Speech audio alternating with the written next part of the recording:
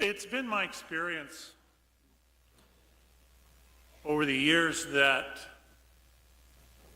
you get together a group of Catholic people talking about whatever issue might be going on. And at some point in the group interaction, if I ask somebody, it seems like a good time, why don't we pause for a minute and so maybe you could offer a prayer right at this time. Inevitably, most Catholics, not all, but most Catholics get into a panic.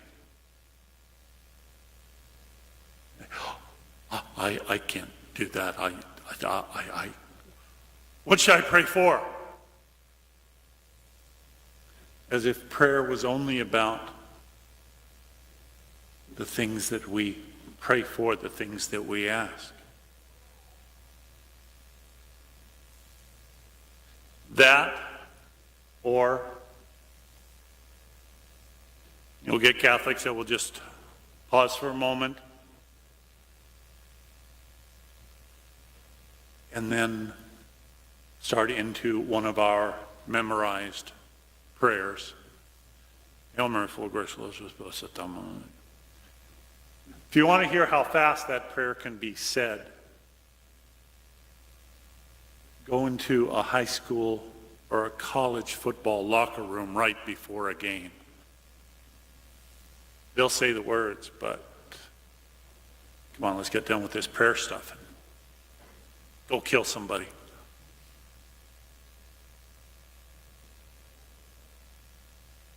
But the real question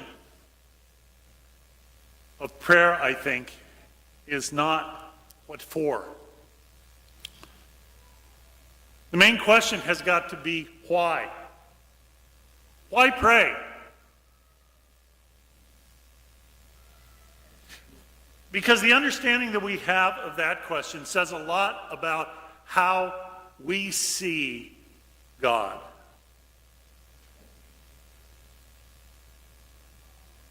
And I grant you, there are times when having the treasury of memorized prayers that we Catholics have can be a help. There was a man one time was hunting in the woods, and he looked up. There was a huge, ferocious bear that was charging right at him. And he didn't know what else to do, and he tried to think, well, what do I say to God? I couldn't think of anything. So he just,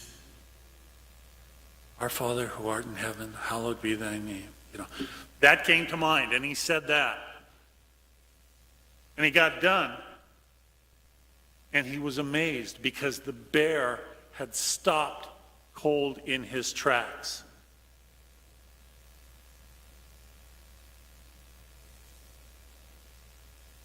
And the man listened very intently to the quiet. And he heard the bear saying, "Bless us, O Lord, and these thy gifts."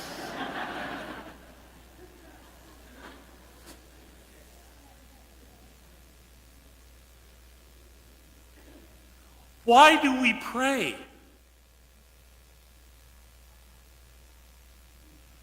Do we really have this understanding that I have to pray to get God to do what I want, to get God to give me what I want, to tell God what needs to be done? As if somehow by our expressing what's in our hearts, we're going to cause God to say, you know what? You're right. I don't know why I didn't think of that. What a great idea. I'm glad that you're there telling me what to do.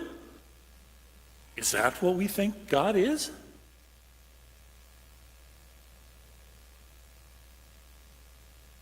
Do we think that God is someone that can be manipulated?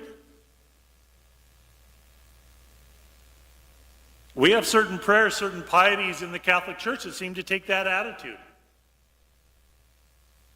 If you say these certain words this many times on this many days, facing wherever,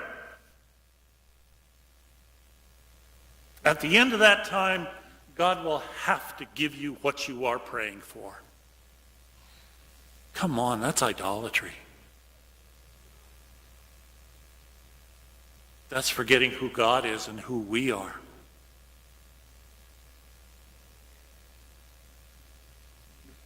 In the first reading, Abraham,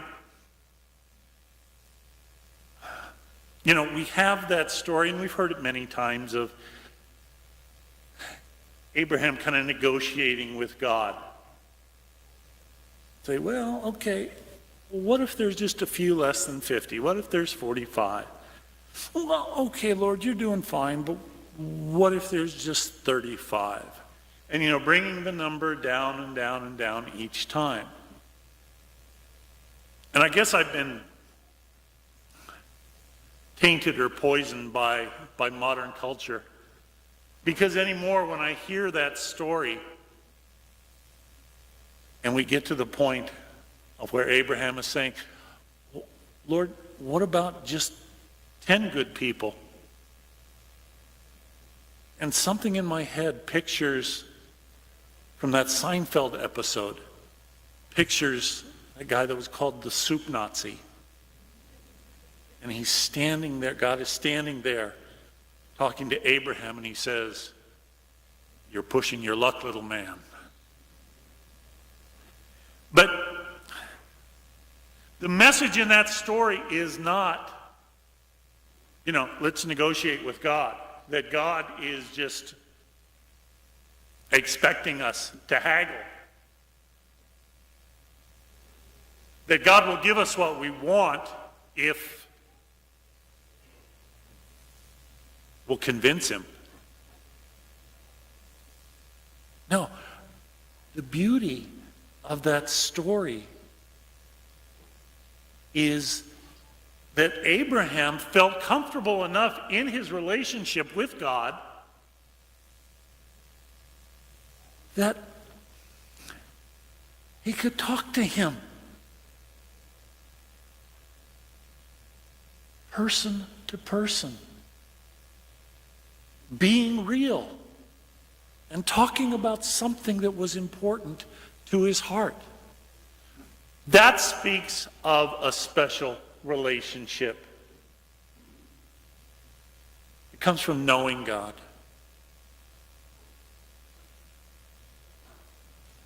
When we pray, do we say, as Samuel learned to say from Eli in the Old Testament, speak, Lord, for your servant is listening? Or when we pray, is it much more an attitude of, listen, Lord, for your servant is speaking? How much do we talk? How much do we listen? How much, when we are praying, do we truly let ourselves be present to God, and God truly be present to us? A pious old man prayed 5 times a day while his business partner never set foot in church. And now, on his 80th birthday, he offered this prayer. O Lord our God, since I was a youth, not a day have I allowed to pass without coming to church in the morning and saying my prayers at the 5 specified times. Not a single move, not one decision, important or trifling, did I make without first invoking your name.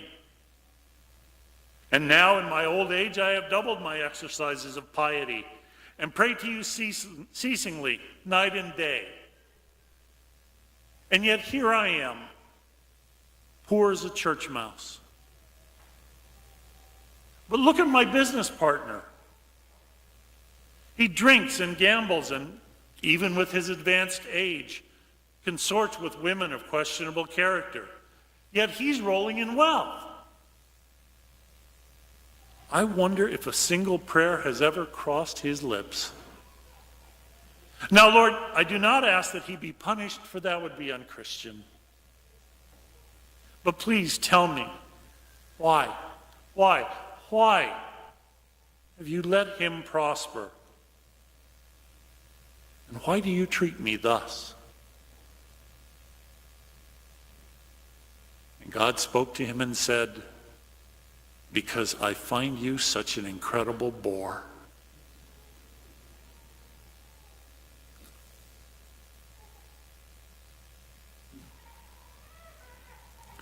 If we take the attitude that we are to pray in order to change God's mind, then we've got it wrong.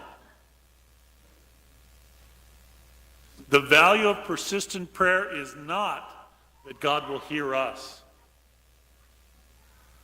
but that we will finally hear God.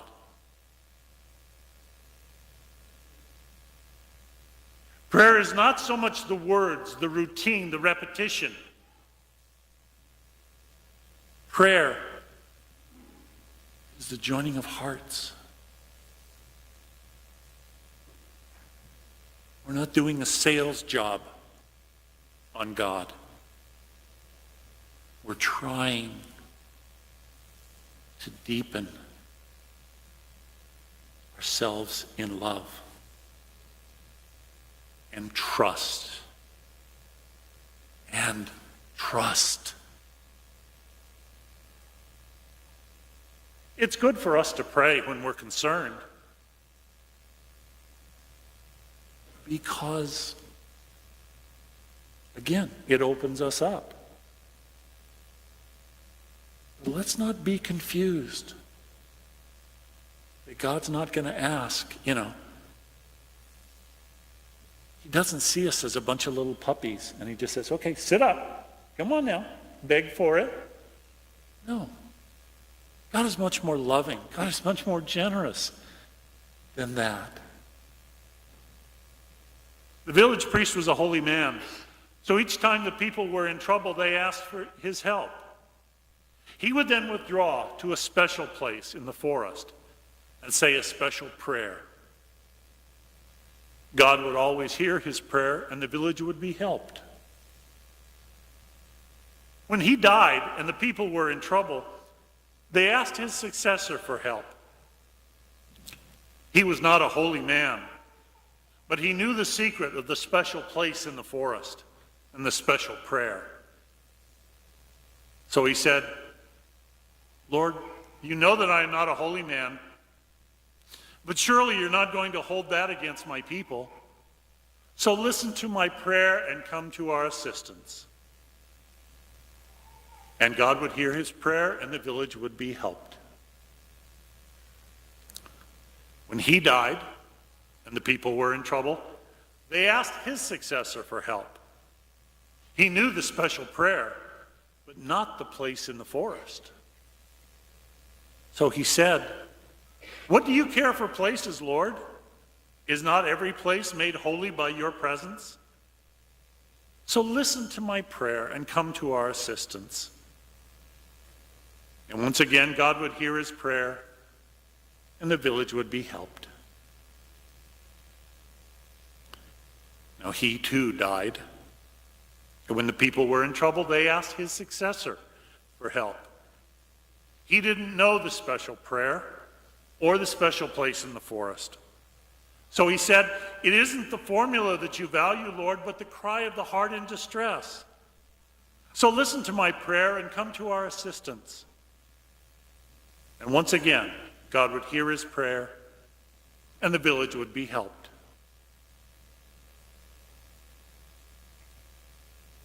After this man died, when the people were in trouble, they asked his successor for help.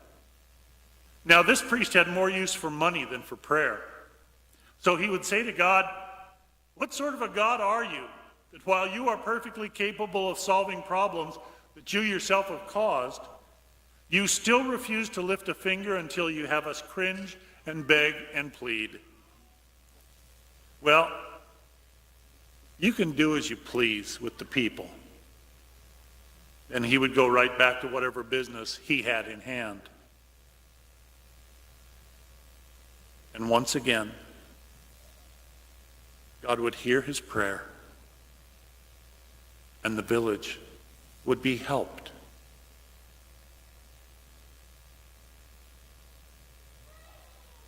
Do we really think that we need to try and change God's mind? Do we really think that God is not going to care unless we have said everything right?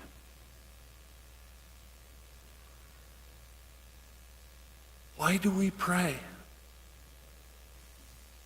We heard it in the gospel. At the end of it all, we pray so that we can learn better and we can embrace more the meaning of the statement we say to God, "Thy will be done."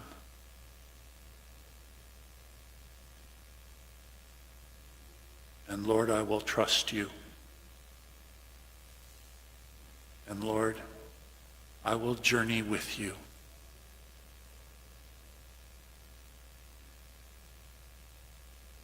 And Lord,